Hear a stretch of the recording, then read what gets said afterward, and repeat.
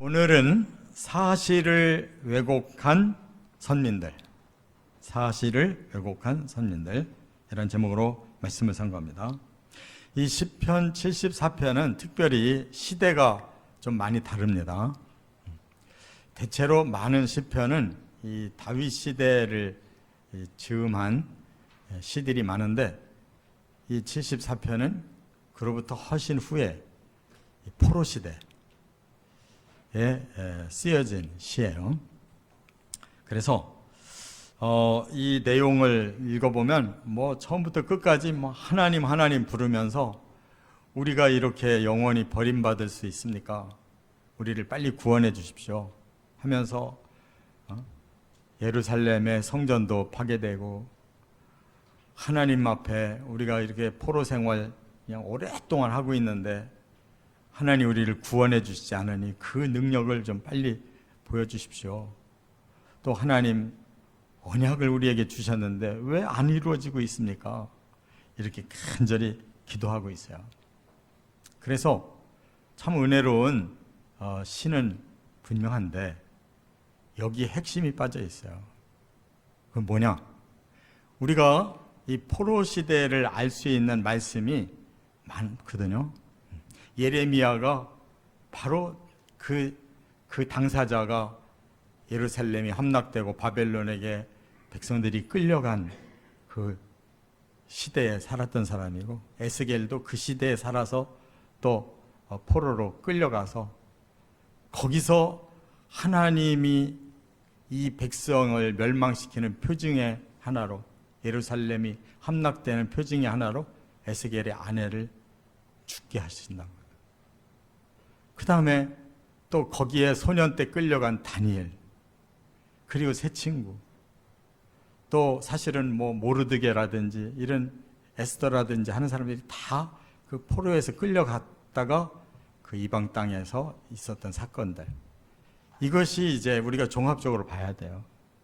그럴 때 오늘 본문은 간절히 하나님의 이름을 부르며 매달리고는 있지만 회개가 없는, 회개라는 단어가 없어요.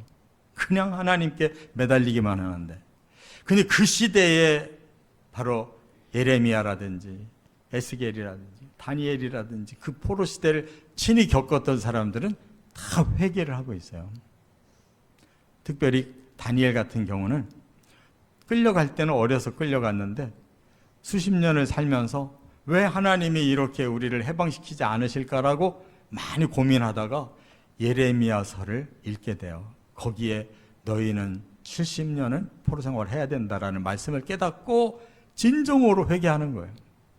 자기 윗 선조들이 그렇게 죄를 범해서 결국 이러한 결과가 왔는데, 다니엘은 마치 자기의 죄처럼 모든 걸 끌어안고 하나님 앞에 회개하는 거예요.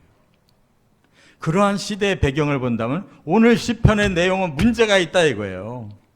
간절히 하나님께 부르짖으면서 요구만 하고 있고 원망만 하고 있지, 왜 이런 결과를 우리가 거두어서 이런 고통을 겪고 있는지 그 자체를 설명하지 않아요. 회개하지 않는다고. 그것은 여기서 무슨 특징을 발견하느냐, 바로 오늘의 선민 이스라엘이 바로 이 시대에 이미 그러한 농후한 그 상황에 빠져들어가 있어요. 그들이 포로에서 돌아왔다고 해결됐습니까? 결코 해방 못 되고 로마 시대까지 계속 그 강한 제국 밑에서 있다가 예수님까지 배격하니까 그때 다시 한번 예루살렘과 성전 파괴되잖아요.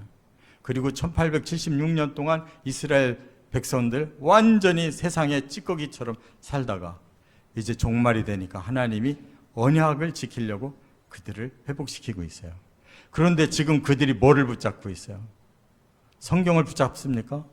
성경의 자습서였던 탈무드를 붙잡고 지금도 적그리스도의 그 그리스도를 기다리고 있어요. 십자가 지신 그리스도가 그들에게는 이해가 안 돼요. 세상을 장악하고 선민을 다시 회복시켜서 가장 뛰어난 민족으로 축복하실 걸 기다리는 그리스도, 그는 적그리스도란 말이에요. 그래서 오늘 본문을 우리가 가볍게만 읽고 넘어갈 일이 아니고 그 포로 시대를 배경으로 하는 모든 말씀을 종합해야 된다는 걸 깨달으시 바랍니다. 문제는 사실을 이들은 왜곡하고 있다는데 큰 문제가 있어요. 세 가지 왜곡된 사실을 우리가 깨달아야 돼요. 첫째, 1절부터 8절에 보면 예루살렘 파멸을 왜곡하고 있어요. 자, 6절, 7절 같이 읽겠습니다. 이제 그들이 도끼와 철퇴로 성소의 모든 조각품을 쳐서 부수고 주의 성소를 불사르며 주의 이름이 계신 곳을 더럽혀 땅에 엎었나이다. 이것은 실제 역사로 이루어졌어요. 이스라엘이 처음에는 하나의 나라였다가 다윗이 끝이고 그 아들 솔로몬이 주종냈어요. 완전한 하나의 나라가 솔로몬의 잘못된 신앙과 정치 때문에 그가 죽자마자 나라가 두 쪽이 나버렸어요. 그리고 북이스라엘은 일찌감치 BC 722년에 아수르 제국에 의해 무너졌는데 포로가 없이 그냥 다 흩어버려서 거기는 정통성을 아예 잃어버렸어요. 그쪽에 10지파가 다 나가버렸어요. 그리고 남아있는 지파가 유다 지파, 베냐민 지파, 그리고 그 레위인들, 그 지역의 레위인들이 살아남은 거예요. 그들이 정통성 지키고 있다가 BC 586년에는 결국 바벨론에 의해 멸망당했는데 다행히 바벨론 정책은 포로를 끌고 가서 거기서 살게 하는 정책을 했기 때문에 다니엘과 같은 그런 똑똑한 포로들이 끌려가서 적어도 70년 이상 130년 내지 150년 동안 그들은 포로 생활하고 돌아왔어요. 그런데 지금 여기에서 이 백성들이 부르짖는 게 뭐냐? 바로 그렇게 처참하게 예루살렘이 함락되고 성전이 다 파괴됐다 하는 것을 다시 상기시키는 거예요. 도끼와 철퇴로 성소의 모든 조각품을 쳐서 부수고 주의 성소를 불사르고 주의 이름이 계신 곳을 이렇게 더럽혔습니다 하고 그 과거에 무너진 성소를 기억하고 그걸 회복을 못했으고 안타까워하고 있다 그 말이에요. 자, 그런데 왜 그게 파괴됐습니까?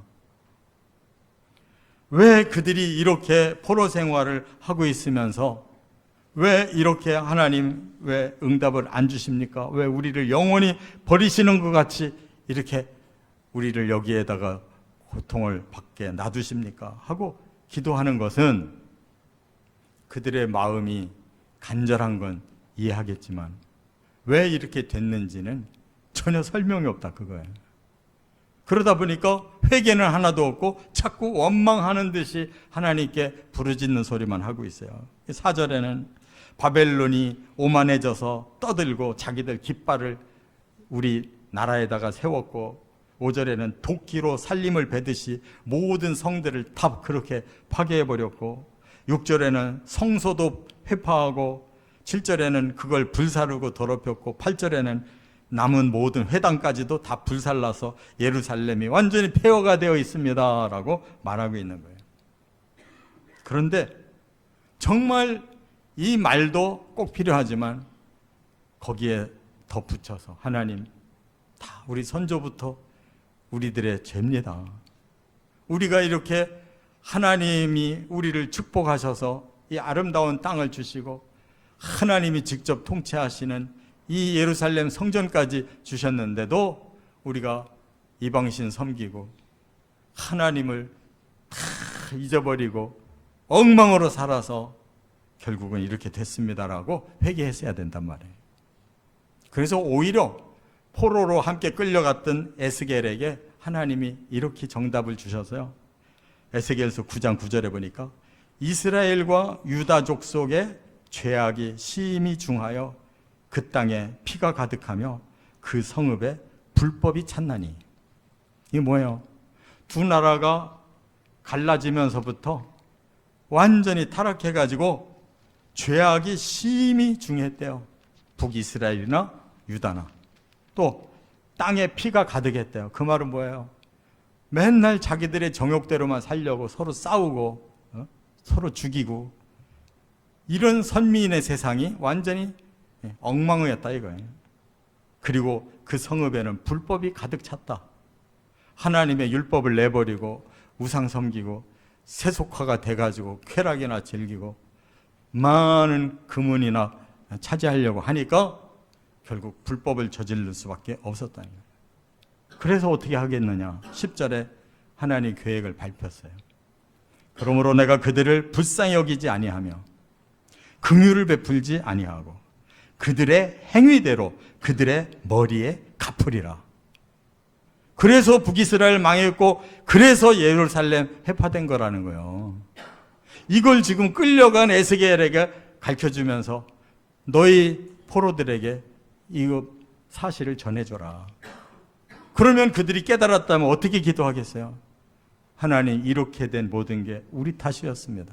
하나님 용서해 주시고 그 다음 우리를 좀 구원해 주십시오 해야 순서가 맞지 않냐 이거예요. 이게 바로 왜곡이라는 거야. 우리가 신앙생활 잘하는 거 하나님 부르짖고 기도 많이 하면 잘하는 줄로 아는데 거기에 알맹이가 빠져버리면 소용없는 거예요. 하나님 부르면서 원망하고 하나님 부르면서 하나님 뜻과는 반대되는 것을 자꾸 주장하면 하나님 응답하시겠냐고. 깨달아야 될 줄 믿습니다. 두 번째, 9절부터 18절까지 보면 두 번째 왜곡이 있어요. 하나님의 능력을 왜곡하고 있다는 거예요. 자, 9절을 한번 같이 읽어보겠습니다. 우리의 표적은 보이지 아니하며 선지자도 더 이상 없으며 이런 일이 얼마나 오래일는지 우리 중에 아는 자도 없나이다. 참 진짜 너무나 아득한 거예요. 왜? 과거에 하나님은 얼마나 우리들에게 표적을 많이 보여주셨어요. 출애굽할 때에도 광야에서도 가나안을 정복할 때에도 얼마나 많은 기적을 주셨냐고. 근데 지금은 포로 생활하는데 그런 거 하나도 안 나타난다는 거예요. 또 선지자도 한 명도 없어서 말해줄 사람도 없대요. 왜 없기는 왜 없어요? 에스겔도 거기 있었고 다니엘도 거기 있었고 새 친구도 거기 있었고. 그들의 눈이 멀으니까 선지자들 눈에 안 들어오는 거지. 왜 하나님이 선지자 없는 시대가 어디 있었어요? 이런 고난의 시대에 선지자 더 많이 보냈는데. 할렐루야. 지들 눈이 멀은 거예요. 이런 일이 얼마나 오래일는지. 이 사람들은 2, 3년이면 돌아올 줄 알았어요. 잠깐 포로되어 갔다가 2, 3년 있으면 회복될 거야. 이렇게 또 가짜들이 막 선전했거든. 그래서 예레미야 같이 진실한 선지자는 그래서 또 고난을 더 받은 거야. 막 애굽으로 끌고 갔다가 바벨론으로 끌고 갔다가 하여간 예레미야는 눈물의 선지자야.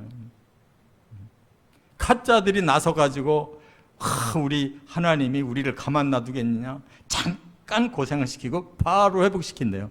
그런데 70년이었어요. 최고 짧은 게 70년. 그러고도 나중에 2차, 3차로 돌아오는 것이 100년이 훌떡 넘었단 말이에요. 그러니까 뭘 모르는 사람들이 이렇게 하나님, 지금 현재 우리가 이렇게 답답한데 뭐하고 계십니까? 하나님 능력 있는 분 아닙니까? 라고 지금 거꾸로 대드는 거예요. 그러면서 뭐라고 그래요? 13절에 하나님은 바다를 나누고 용의 머리도 깨뜨리고 14절에는 또 구체적으로 리워 야단의 머리를 부시는 것이 하나님이셨습니다. 15절에는 바위를 쪼개서 물을 내시고 강을 마르게도 하시고 그 과거에 그러셨잖아요. 16절에 낮도 밤도 하나님의 것이므로 태양도 떠오르게 하셨다가 지게 하시기도 하십니다.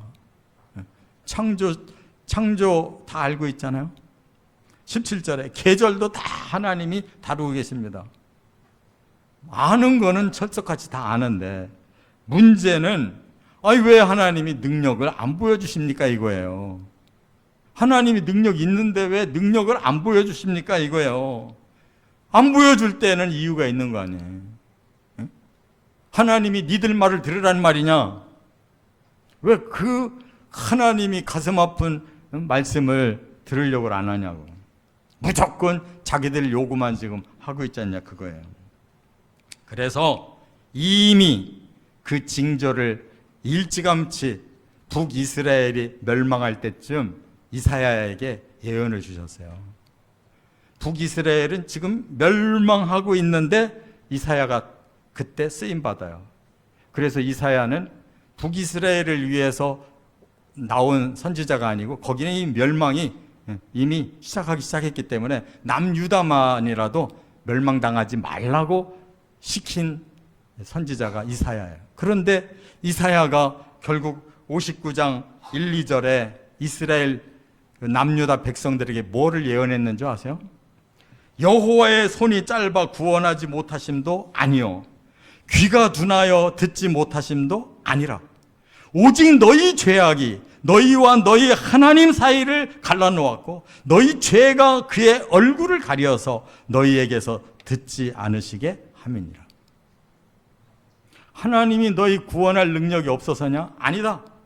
너희들이 하나님과 너희 사이에 죄라고 하는 장벽을 쳐놔가지고 서로 만날 수가 없다는 거예요. 하나님 능력 주고 싶어도 못 준다는 거예요. 왜 이것을 모르느냐라고 이미 이사야 시대 때 이 말씀 주셨다고요. 그런데 뒤늦게 포로 생활하면서 이 얼토당토 않은 뚱딴지 같은 소리를 하고 앉아있는 것이 이게 왜곡이라는 거예요. 깨달으시 바랍니다. 하나님 말씀, 하나님 우리를 구원하시고 우리에게 놀라운 능력을 주시고 제 아무리 떠들어봐야 소용없어요.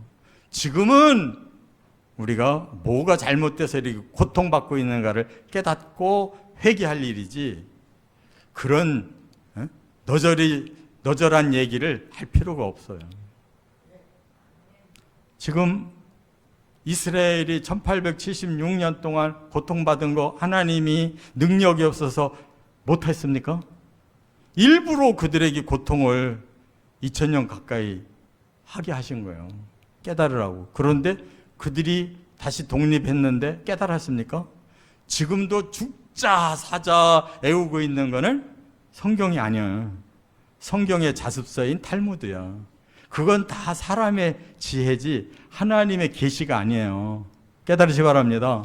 성경만 하나님의 계시예요. 그거를 해석하면서 전부 사람의 생각으로 바꿨어요. 그래서 탈무드 많이 읽으면 세상 요령이 트이는 거야. 사람의 그 랍비들의 지식이 들어있기 때문에. 지금이라도 출세하고 돈 벌으려면 탈무드 열심히 읽으라고. 그 대신 지옥 갈 걸 생각하고 읽어야 돼. 이렇게 지금 포로 시대에도 이미 그 사람들은 그 탈무드에 젖어 있는 사람들이에요. 미슈나. 그렇기 때문에 이렇게 시편의 내용도 지금 다르게 가고 있다는 것 깨달으시 바랍니다. 자, 세 번째. 또 하나. 19절부터 23절에 또 하나 그들이 왜곡하고 있는 게 뭐냐? 하나님의 언약을 왜곡하고 있어요. 여기 20절을 한번 같이 읽어보겠습니다. 그 언약을 눈여겨 보소서. 무릇 땅의 어두운 곳에 포악한 자의 처소가 가득하나이다. 여러분, 우리가 마지막 카드라는 게 있잖아요. 지금 이스라엘 그 백성들이 하나님 앞에 마지막 카드를 내놨어요. 뭐냐? 하나님, 이렇게 다 망했는데도 어떻게 우리를 계속 버리죠? 하나님 능력 있는데 왜 발휘를 안 하죠? 그걸로 꿈쩍도 않으시니까 마지막 카드를 딱 내놓은 거예요. 하나님 우리한테 뭐라고 약속했습니까? 이렇게 나온 거란 말이에요. 이 언약은 아브라함부터 시작됐는데 이 언약이 언제 깨졌는지, 지금 하나님 언약 안 지키고 이렇게 깨뜨려도 됩니까? 라고 지금 덤비고 있는 거예요. 여러분, 언약을 눈여겨보소서 하는 말은 굉장히 싸가지가 없는 말이에요. 눈이 있으면 똑똑히 보세요. 이 언약 뭐라고 써 있는지. 이렇게 따지는 놈들이 쓰는 용어란 말이에요. 그렇게 느끼지 않아요? 눈여겨보소서. 아니, 하나님 눈이 없어서 지금 보라는 거예요? 굉장히 교만하고 건방진 소리예요. 당연히 하나님 언약을 했으면 언약 지켜야 되지 않습니까? 그런 뜻이라고. 우리가 기도할 때 가끔 보면은 소리 꽥꽥 지르면서 이렇게 기도하는 사람들이 있더라고요. 제가 그냥 간담이 서늘해. 저 양반 저랬다가 의도 터질 텐데. 아니 큰 소리 칠 때 칠 일이 뭐가 있어요. 우리가 쥐죽은 듯이 하나님 앞에 회개를 해야지. 뭘 큰 소리 치면서 이래도 저래도 그런 소리 하면 안 돼. 의도 터지기 전에 빨리 겸손하게 낮아져야 돼요. 지금 이스라엘이 그 짝이 난 거예요. 그래서 뭐라고 그래요? 18절에 원수가 주를 비방하고 우매한 백성이 주의 이름을 능욕하고 있는데, 하나님을 위하는 척 하는 거죠. 원수가 지금 주를 능욕하고 있습니다. 비방하고 있습니다. 저 우매한 자들이 지금 하나님의 이름을 능욕하고 있습니다. 하나님 이래도 가만히 계셔야 됩니까? 라고 지금 따지고 있는 거예요. 위하는 척 하면서 하나님 계속 자극하고 있는 거예요. 자기들이 하나님의 원수가 돼 있고 자기들이 지금 우매한 놈들이 돼가지고 하나님 뜻도 모르고 이렇게 덤비고 있잖아요. 꼭 항상 보면 못된 것들이 지들 입장의 말을 거꾸로 상대방에게 다 뒤집어 씌운다니까. 지들이 하나님 원수지, 지들이 지금 우매한 놈이지 누가 우매해요. 그래놓고 하나님 저 원수들, 저 우매한 자들에게 이렇게 하나님의 자존심이 다 깨져도 됩니까 이거예요. 우리한테 약속한 것만 딱 지키면 될 텐데. 그래서 하나님께서 이 언약을 언제 하나님이 이들의 언약이 잘못됐다라는 것을 캐치하시고 하나님께서 지적하셨는지를 깨달아야 되는데, 바로 솔로몬 시대. 솔로몬 시대부터 언약이 깨진 거예요. 보세요. 열왕기상 11장 11절에 하나님이 언약에 대해서 이렇게 선포하셨어요. 여호와께서 솔로몬에게 말씀하시되 네게 이러한 일이 있었고, 이러한 일이 뭔지 아시죠? 솔로몬이 처음 시작은 굉장히 좋았잖아요. 20살에 왕이 되면서 하나님 저는 어린애예요. 전 너무 부족하니까 하나님 지혜만 주시면 제가 잘 통치할게요. 하나님이 감동을 받아가지고 지혜만 주시는 게 아니라 부귀 영화까지 주셨더니 이 사람이 헷가닥 했어요. 세상의 풍요라는 풍요를 다 누리고 세상의 모든 나라의 여자들은 다 끌어다가 정략 결혼해가지고 그 나라와 화친하고 막 무역이 막 그냥 발달하고, 그런데 자기 정욕만 생각했지 그 뒤에 어떤 일이 일어날 건지를 예측 못한 거예요. 여자들이 1000명이나 됐어요. 정식 아내가 1000명이요. 정력도 좋아. 그래가지고 이방 여자들이 들어오면서 다 뭐 가지고 들어왔을까요? 폐물만 가지고 들어온 게 아니라 자기들 우상을 다 가지고 들어온 거예요. 그러니까 또 나는 통이 큰 사람이니까 괜찮아. 너희들 원하는 대로 다 제사 드리고 우상 숭배해. 이렇게 공개적으로 해놓으니까 솔로몬 시대에 완전 타락한 거예요. 깨닫습니까? 뭐 솔로몬 지혜 어쩌고 저쩌고 말할 필요가 없어요. 그딴 뭐 인생이 어떠냐, 전도서에 뭐라고요? 헛되고 헛되며 헛되고 헛되니 모든 것이 헛되도다. 그거 누구는 못해. 헛된 거 모르는 사람은 어디 있어요. 그래놓고 이렇게 하나님이 언약, 너희들이 안 지켰기 때문에 나도 너희가 행한 대로 그대로 갚을 거야 그랬잖아요. 언약이 지들이 버려놓고 하나님 보고 다시 요구한다고 언약이 붙냐고. 언약이라는 건 쌍방인 거예요. 믿습니까? 네. 이쪽이 지켜야 저쪽도 지킬 의무가 있는 거지. 자기들은 버려놓고 하나님이 해줄 의무가 어디 있어요. 그래서 이스라엘이 솔로몬부터 본격적으로 타락하더니 두 나라로 쪼개지더니 북이스라엘 멸망하더니 남유다 멸망하더니 다시 돌아와서도 독립을 못하고 로마 시대가 돼서 예수님을 보내셨잖아요. 마지막 기회를 주셨잖아요. 그러면 메시아로 받아들여야 되는데 가만히 우리가 십자가나 지고 뭐 좁은 문으로 가라 그러고 뭐 이상하게 자기들 생각하고 틀린 얘기를 자꾸 하니까 저거 아니다. 자기들 권세나 뺏길까 봐 그냥 그걸 두려워해가지고 결국 예수님 십자가에 못 박게 하더니 40년 지나가니까 이것들이 로마에게 대항을 하더니 결국 티투스 장군이 와가지고 싹쓸이 해버렸어요. 두 번째 성전 파괴돼버렸다고. 지금까지 그래 성전 없는 거야. 믿습니까? 아니 믿지 않아도 돼요. 이건 사실이니까. 제가 입에 발려져가지고 정말 한탄스러운 민족 아니냐고 지금. 제가 왜 선민이라고 했냐면 성경에 언제부터 이 선민이 삐뚤어졌는지를 지금 밝히려고 하는 거라고. 이제 결론을 맺겠습니다. 하나님께서 예루살렘을 오직 하면은 함락시켰겠냐고. 응? 그런데 지들이 버림받았다고 야단들이야 지금. 하나님이 오죽하면 능력을 발휘하지 않고 가만히 계시겠냐고. 이 회개하지 않는 악한 자들을 어떻게 그냥 놓고 저 주면은 어떻게 되겠어요? 더 악해질 거 아니에요. 아브라함에게 주신 언약을 왜 하나님이 중간에 끊으시겠냐고. 쥐들이 끊었지.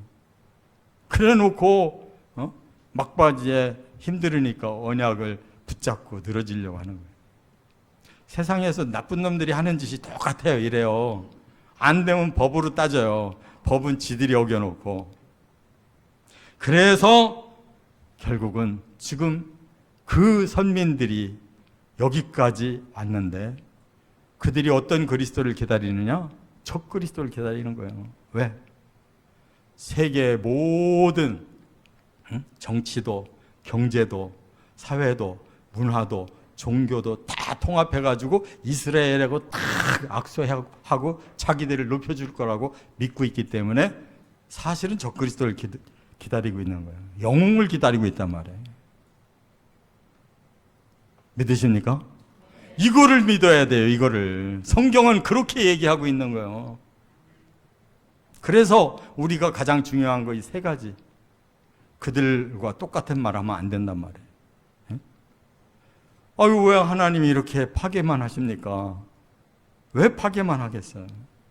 영원한 나라를 좀 준비하고 계시는데 그들의 눈에 안 보이는 거지. 하나님 왜 능력 발휘 안 하십니까? 왜 능력 발휘 안 하시겠어? 조금만 있으면 심판할 거고 조금 있으면 구원을 할 건데. 하나님 왜 언약을 안 지키십니까? 왜 안 지켜? 니들은 안 지켜도 하나님은 다 지키신다. 반드시 언약 되면 예수님 오시고 심판과 구원을 가르시고 천국이 다 완성됐기 때문에 올리신다는 거예요. 확실히 믿으시고 왜곡된 신앙 버리시고 정통한 길로 십자가의 길, 좁은 길, 예수님의 뒤를 따르는 길만 가시기를 주의 이름으로 축원합니다.